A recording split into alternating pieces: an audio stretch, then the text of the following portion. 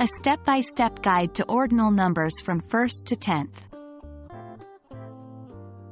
Hello learners! Welcome to our English language learning video. Today, we're going to talk about ordinal numbers. Yes, you heard it right. We are focusing on ordinal numbers from 1st to 10th. So, if you are still unsure about how to use these numbers or even what they are, don't worry, this is the perfect place for you. Ordinal numbers are used to represent the position or order of things in a list. They help us understand sequences and rankings.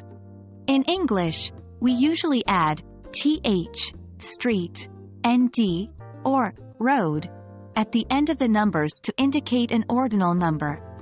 However, the first 10 ordinal numbers have special forms that we will be focusing on today.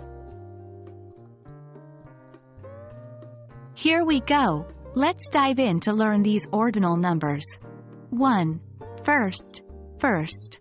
2. Second, second. 3. Third, third. 4. Fourth, fourth. 5. Fifth, fifth. 6. Sixth, sixth. 7. Seventh, seventh. 8. Eighth, eighth. 9. Ninth, ninth. 10. Tenth, tenth. So, instead of just saying 1, 2, or 3, we say first, second, or third when we want to represent their position or order. Let's look at some examples of how these ordinal numbers are used in sentences. 1. She won first place in the competition. 2. He lives on the second floor. 3. We're third in line for tickets. 4.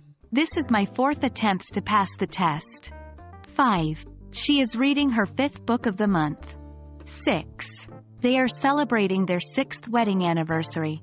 7. I was the 7th person to arrive.